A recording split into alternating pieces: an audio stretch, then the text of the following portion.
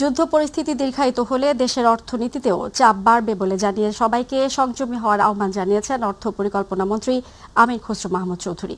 প্রধানমন্ত্রী তারেক রহমানের নেতৃত্বে গণতন্ত্রের যে যাত্রা শুরু হয়েছে সর্বস্তরে জবাবদিহিতার মাধ্যমে সে অগ্রযাত্রা অব্যাহত থাকবে বলে জানিয়েছেন একাধিক মন্ত্রী ও উপদেষ্টা। নিজ এলাকায় ঈদ শুভেচ্ছা বিনিময় শেষে তারা এসব কথা জানান। মাহবুব সৈকতের রিপোর্ট। চট্টগ্রামে নিজ বাসভবনে নেতাকর্মীদের সাথে ঈদের শুভেচ্ছা বিনিময় করেন অর্থ ও পরিকল্পনা মন্ত্রী আমির খসরু মাহমুদ চৌধুরী।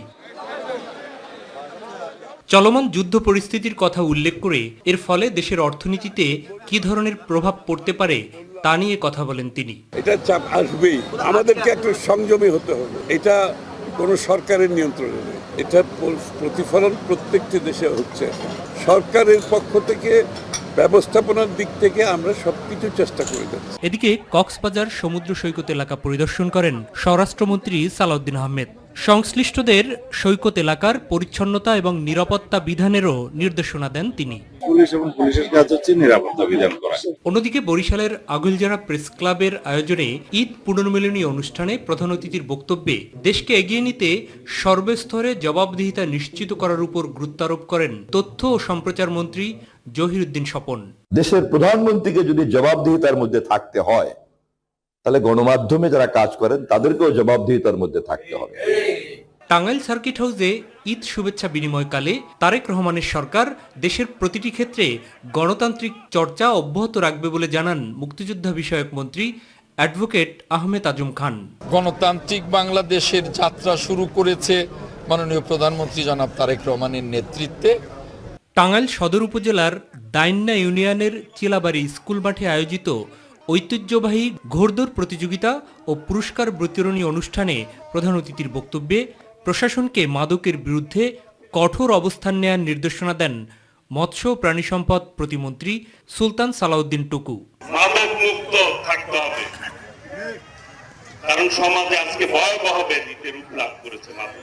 এদিকে রাজধানীতে নয়াপল্টনে দলের কেন্দ্রীয় কার্যালয়ে এক সংবাদ সম্মেলনে ২৬ মার্চ মহান স্বাধীনতা ও জাতীয় দিবস উপলক্ষে বিএনপির দুদিনের কর্মসূচি ঘোষণা করেন দলের সিনিয়র যুগ্ম মহাসচিব অ্যাডভোকেট রুহুল কবির রিজভী আহমেদ। মহান স্বাধীনতা দিবস উপলক্ষে রমনাস্থ ইঞ্জিনিয়ার্স ইনস্টিটিউশন মিলনায়তনে বিএনপির উদ্যোগে আলোচনা সভা অনুষ্ঠিত হবে।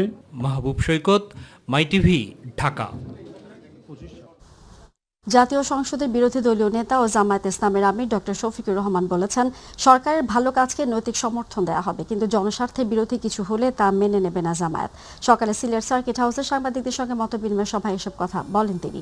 বিরোধী দলীয় নেতা বলেন, পৃথিবীর অনেক দেশে সংবিধান পরিবর্তন হয়, সংবিধান পরিবর্তন ও সংশোধন জাতির দাবি, সরকারের দাবি দ্রুত পূরণ করবে এমন প্রত্যাশাও ব্যক্ত করেন তিনি।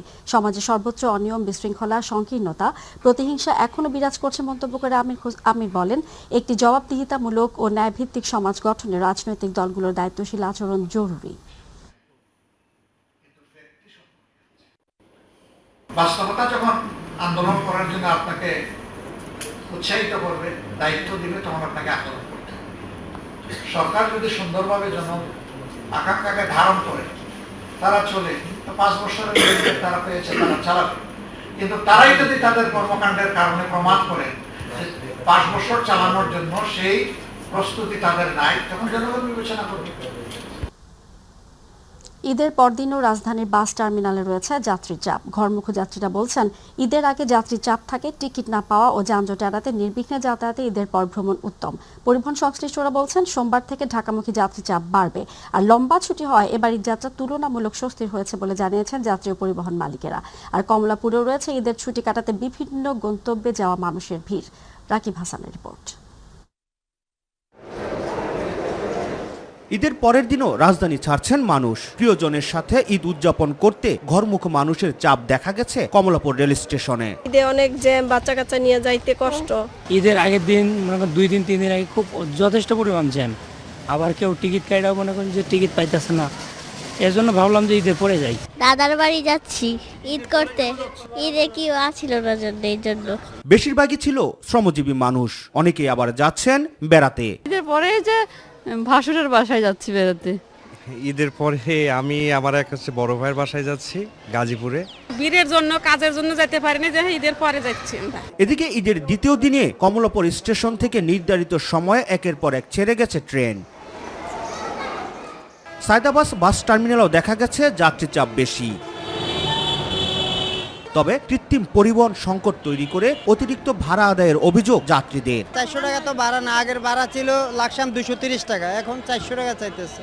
আমি মূলত আসলাম আপনার কুষ্টিয়া থেকে, সেখান থেকে ভাড়া হচ্ছে 600 টাকা ভাড়া বা 650 টাকা ভাড়া, কিন্তু সেটা নিল আপনার 800 টাকা ভাড়া নিল। গাড়ি আটকাই দিছে, সেটা ভাড়া বেশি নিতেছে। আর গাড়িও কোনো নাই, গাড়ি বেশি বাইর করে না তো, চালাই ঘুরে গাড়ি কমাই লাগছে, গাড়ি কমাই ভাড়া বেশি নিতেছে, দেখাইতেছে গাড়ি নেই। এদিকে যাত্রীদের অভিযোগ অস্বীকার করে সরকার নির্ধারিত ভাড়ার চেয়ে কম ভাড়া নেওয়া হচ্ছে বলে জানান বাস শ্রমিকরা। ভাড়া বেশি নিচ্ছি না, আমাদের লাকসামের ভাড়া 430 টাকা, সরকারি ছাড়ের ভাড়া আমরা 400 টাকা করে ভাড়া নিচ্ছি। এই চার্জের বাইরে কেউ টাকা নিতেছে না। সরকার চার্জ দিছে ঢাকাতে সিলেট 800 টাকা, এই জায়গায় আমরা নিতেছি 400 500। রাকিব হাসান, মাই টিভি, ঢাকা।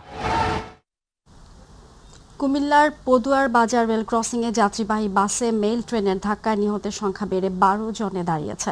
নিহতদের মধ্যে 7 জন পুরুষ, 3 জন নারী এবং 2 শিশু রয়েছে।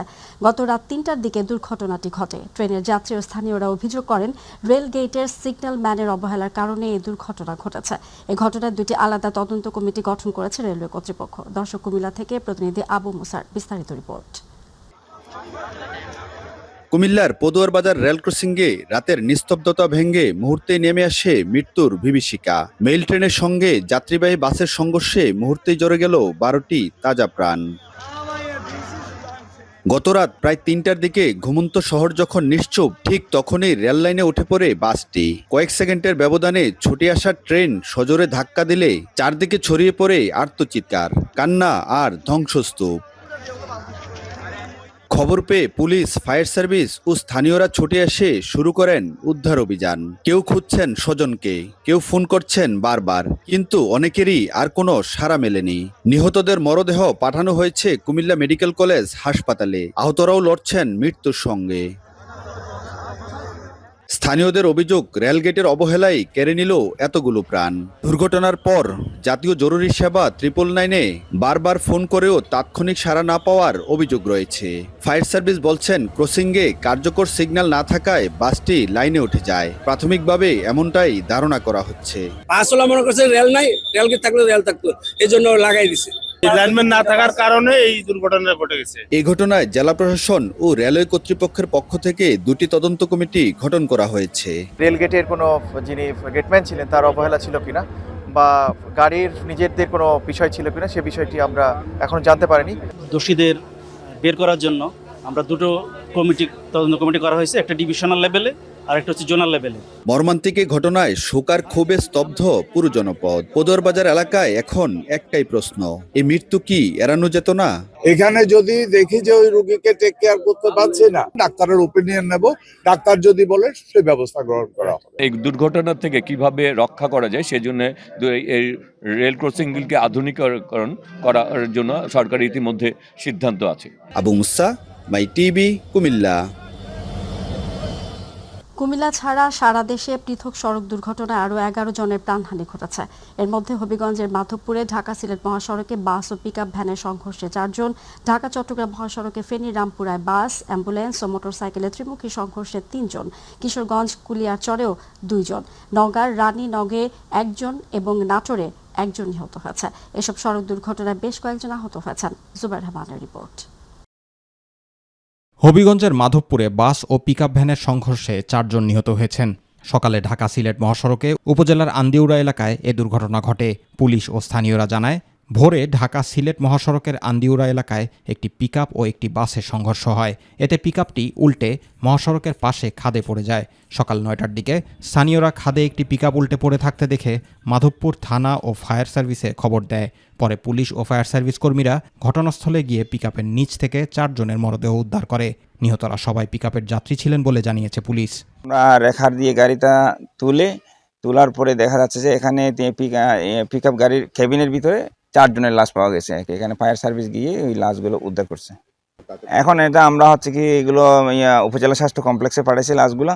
এখান থেকে আমরা পরবর্তীতে তাদের আত্মীয় স্বজনের কাছে হস্তান্তর করব। পরবর্তীতে আমরা তদন্ত সাপেক্ষে আইনগত ব্যবস্থা গ্রহণ করব। ঢাকা চট্টগ্রাম মহাসড়কের ফেনীর রামপুর এলাকায় বাস, অ্যাম্বুলেন্স ও মোটরসাইকেলের ত্রিমুখী সংঘর্ষে ৩ জন নিহত হয়েছে, গুরুতর আহত হয়েছে আরও ৫ জন। ভোর ৪টার দিকে এ ঘটনা ঘটে।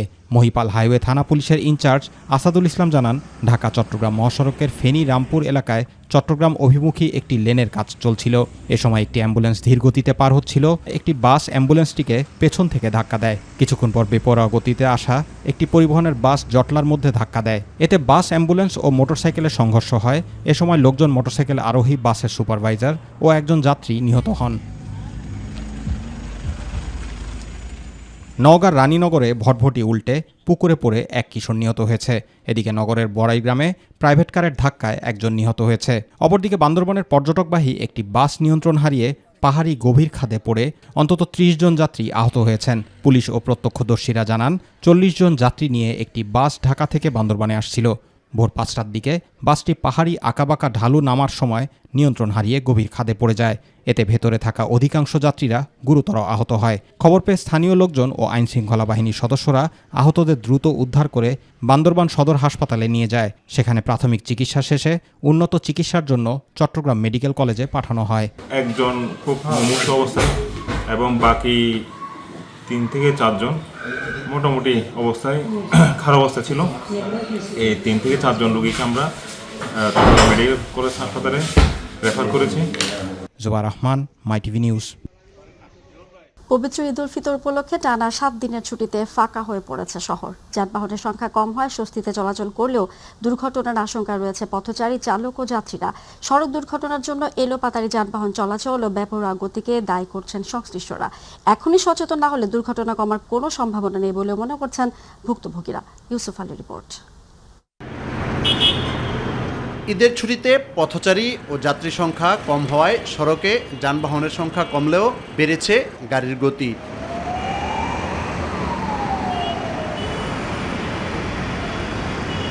বেপরোয়া গাড়ি চালানোর ফলে অহরহ ঘটছে দুর্ঘটনা। অসাবধানতার কারণে দুর্ঘটনার শিকার হয়ে হতাহত হচ্ছে অসংখ্য মানুষ। অকালে ঝরে পড়ছে অসংখ্য তাজা প্রাণ। না, পারমিশন নাই। না, না, আমার লাইসেন্স, কাগজপত্র নাই, কোনো কিছুই নাই। না, না। তাহলে যে 5 জন উঠালেন আপনি, এটা কেমন করলেন? আমি তো উঠাতে চাইছিলাম, ওনারা দুই গাড়ি নিতে চাইছিল। তে আমার বলছে যে গাড়ি আরেকটা নয়। আমি ঠিক আছে, আরেকটা নন। পরে গাড়ি বড় গাড়ি পায় না বিদায়, পরে আমারটাই লয়ে লিছে। আমাদের সাথে যে বাচ্চারা আর তো চিনে না, সেজন্য একসাথে উঠছে। 5 জন তো 3 জন বড় আর 2 জন হলো বাচ্চা। এই যে এটা ঠিক হয় না, কিন্তু এত কিছু চিন্তা করে উঠি নাই তো আমাদের মানে সেভের জন্য, মানে সময়টা যেন বাচ্চার জন্য কষ্টটা কম। কারণ বাচ্চাদের নিয়ে আমি আলাদা রিক্সায়, ওরা আলাদা রিক্সায় উঠবে, এটা আমাদের জন্য একটু সমস্যা হয়ে যায়। এই জন্য আমরা ঝামেলা কমানোর জন্য একটা অটো নিয়েছি। খালি রাস্তায় অ্যাক্সিডেন্ট বেশি হয়। কেন হয় বলেন তো? রোড ফাঁকা, স্পিড বেশি, এই ডাইনে বামে কম দেখে চলছে তো চলছেই। সতর্কতাভাবে চললে অ্যাক্সিডেন্ট কম হবে, কিন্তু সতর্কতাভাবে চলে না। গাড়ি নিয়ে একখান যাই চালাইতে পারে না, এও বেরিয়েছে, যাই চালাইতে পারে তাও বেরিয়েছে, এই অবস্থা। এই জন্য অ্যাক্সিডেন্টের হার বেশি। অনেক সময় মানে গিয়ার বেশি থাকার কারণে কন্ট্রোল করতে পারে না, লাগিয়ে দেয় অনেক সময়। নিয়ম না মেনে উল্টো পথে গাড়ি চালানো, বেপরোয়া গতি, অনুমোদন ও লাইসেন্সবিহীন চালকরা এর জন্য দায়ী বলে মনে করছেন সংশ্লিষ্টরা। হ্যাঁ, উল্টো হয়েছে খালি দেখা। ফাঁকা রাস্তায় তো সচরাচর দুর্ঘটনা দেখা যায়, কারণ গাড়ি তো মানে সিগন্যাল ছাড়াই চলে। সবারই মানে সিগন্যাল অনুযায়ী চলা উচিত, সিগন্যাল মেনটেন করে। অফকোর্স গতি কমানো উচিত। আমার কাছে মানে মনে হয় যে গতি বাড়ায় চালানো ঠিক না। সে রাস্তা ফাঁকা থাকুক বা গাড়ি ঘোড়া থাকুক, কারণ যদি গাড়িতে আমি গতি বেশি চালাই, সামনে হুট করে কেউ চলে আসলো, আমি মাইরে দিলাম, এখানে তো নিজেরও ক্ষতি, তাদেরও ক্ষতি।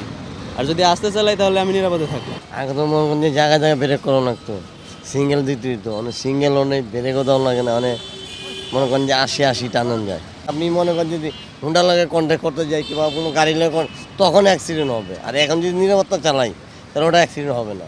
রাস্তা ফাঁকা হলেও নিয়ম মেনে গাড়ি চালানো, রাস্তা পারাপার ও চলাচলে সাবধানতা অবলম্বন করলে দুর্ঘটনা অনেকাংশে কমবে বলে মনে করছেন সচেতন চালক, যাত্রী ও পথচারীরা। অবশ্যই ভয় লাগে, তারপরও দেখে বের হই যে যেন গাড়ি টাড়ি কাছাকাছি না থাকে, একটু হাত উঠায় দেখায় তারপর পার হই রাস্তা। দুর্ঘটনার সম্ভাবনা বেশি থাকে ফাঁকা রাস্তায়, কেন সবাই বেপরোয়া গাড়ি চালায়, এর জন্য ফাঁকা রাস্তায় গাড়ি চালানো সহজ, তেমন আবার রিস্কও। সাবধানতা পালন না করলে তো যে কোনো সময় বিপদ ঘটতে পারে, এজন্য তো করতে হবে, নিয়মকানুনও মানা দরকার। যেমন আমাদের দেশে তো নিয়মকানুন মানেই না, গাড়িওয়ালারাও মানে না, সাধারণ পথচারীরাও মানে না। যত গতি তত ক্ষতি। পবিত্র ঈদ উল ফিতর উপলক্ষে রাজধানীতে বসবাসরত কর্মজীবী মানুষ গ্রামে চলে যাওয়ায় রাজধানীতে কমেছে জনসংখ্যা, আর ফাঁকা হয়ে পড়েছে বিভিন্ন সড়ক। ফাঁকা রাস্তায় দ্রুতগতিতে যানবাহন চলায় বাড়ছে দুর্ঘটনা। এ বিষয়ে এখনই সচেতন না হলে দুর্ঘটনা আরও বাড়বে বলে মনে করছেন সংশ্লিষ্টরা। ইউসুফ আলী, মাই টিভি, ঢাকা। সবাই যখন পরিবার পরিজনের সঙ্গে ঈদের আনন্দে মেতে উঠেছে, তখন রাজধানীর জাতীয় অর্থোপেডিক হাসপাতালে ভিন্ন এক বাস্তবতা। কেউ দুর্ঘটনায় আহত, কেউ অস্ত্রোপচারের পর বিছানাবন্দি। তাই প্রিয়জনদের সঙ্গে ঘরে ফেরা হয়নি অনেকেরই। তবু হাসপাতালের সাদা দেয়ালের ভেতরেই স্বজনদের সঙ্গ আর ছোট ছোট ভালোবাসা কাটছে তাদের ঈদ। হাসি আছে, কিন্তু তাতে মিশে আছে অপেক্ষা। আর এই অপেক্ষা শুধু সুস্থ হয়ে আবার স্বাভাবিক জীবনে ফেরার অপেক্ষা। এসএম আরিফের রিপোর্ট। শোয়েব শরীফ বরিশালের গৌরনদীর শরিকালের বাসিন্দা। চাঁদ রাতে ঈদ কেনাকাটার উদ্দেশ্যে ছোট বোনকে নিয়ে মোটরসাইকেল যোগে বের হন বাসা থেকে। এরপরেই মর্মান্তিক দুর্ঘটনা। দুজনেই এখন চিকিৎসা নিচ্ছেন জাতীয় অর্থোপেডিক হাসপাতালে। শরীফের অবস্থা গুরুতর। ইতিমধ্যে এক পা হারিয়েছেন, হারাতে বসেছেন হাতও। হুট করে একটা গাড়ির সামনে, তারপর কি হয়েছে কিচ্ছু মনে নাই, শুনতেছি এখন পাও নাই। এটা তো ভাই আমার কাছে অবিশ্বাস্য। ডান পাশে পাওয়া নাই, ওষুধ মিথ্যা সান্ত্বনা দিও না। হ্যাঁ, দুজনের অবস্থা খুব খারাপ। আমি খুব কষ্ট করে এদেরকে মানুষ করছি, লেখাপড়া করাইছি, সেটা অনার্স অ্যাকাউন্টিং নিয়ে অনার্স কমপ্লিট করছে। এই পরিবারের মতো ঈদের আনন্দ মলিন আরও অনেকের। মোটরসাইকেল দুর্ঘটনায় পঙ্গু হাসপাতালে বাড়ছে রোগীদের ভিড়। আমাদের তো আর ঈদের মতো নাই, আমরা দৌড়াদৌড়ির মধ্যে আছি। কেবল মোটরসাইকেল নয়, ব্যাপক আহত রোগী রয়েছে অটোরিকশা দুর্ঘটনায়। আফতাবনগরের কামাল হোসেন তেমনি একজন। অটোরিকশা চালানোর অভিজ্ঞতা নেই, শুধু ইচ্ছাকে প্রাধান্য দিতে গিয়ে তার এই অবস্থা। আমি তো আর এরা চালাই না, আমি তো আর বুঝি না, এই কারণে একটা খ্যাপ লয়ে আমি আওয়াজ ধরছিলাম, মানে খুশি আর কি একটা খ্যাপ মারা দিই। শনিবার রাত 12টা থেকে রবিবার দুপুর 12টা পর্যন্ত 68 জন রোগী সেবা নিয়েছেন পঙ্গু হাসপাতালে। চাঁদ রাত থেকে সংখ্যাটা প্রায় 150। এর মধ্যে গুরুতর আহত রোগীর সংখ্যা বেশ কয়েকজন। দুইটা ফর্মে রোস্টারটা করেছি। প্রত্যেকবার হচ্ছে রোস্টার থাকে, ঈদের সেন্ট্রাল রোস্টার থাকে। এবার হচ্ছে প্রত্যেক ইউনিট থেকেও ডক্টর আমাদের আসেন, কাজে মানে ডাবল ডক্টর আমরা আসি, এবং আমার মনে হয় আপনারা কোথাও গ্যাপ পাবেন না। এবার ঈদের সময় ফাঁকা রাস্তায় দুর্ঘটনার সম্ভাবনা বেশি থাকে, তাই সবাইকে সাবধানে যানবাহন চালানোর পরামর্শ চিকিৎসকদের। এসএম আরিফ, মাই টিভি, ঢাকা। ঈদের ছুটিতে নগরবাসীর মূল গন্তব্য জাতীয় চিড়িয়াখানা। প্রতিবারের মতো এবারেও দর্শনার্থীর ভিড়। পরিবার পরিজন নিয়ে ঈদ উল ফিতরের দ্বিতীয় দিন জাতীয় চিড়িয়াখানায় হাজির হয়েছেন অসংখ্য বিনোদনপ্রেমী মানুষ। তারা বলছেন, আবহাওয়া ঠান্ডা থাকায় চিড়িয়াখানা ঘুরে ভালো লাগছে তাদের। খাঁচায় পশু পাখি দেখে খুশি খুদে দর্শনার্থীরাও। এদিকে ঈদের দ্বিতীয় দিনে পরিবার পরিজন নিয়ে আনন্দ উপভোগ করতে বেরিয়ে পড়ছেন নগরবাসী। রাজধানীর বিনোদন কেন্দ্রগুলোতে তাই উপচে পড়া ভিড়। শিশুদের হাসি আর বড়দের স্বস্তির মুহূর্তে সব মিলিয়ে জমজমাট বিনোদন কেন্দ্রগুলো।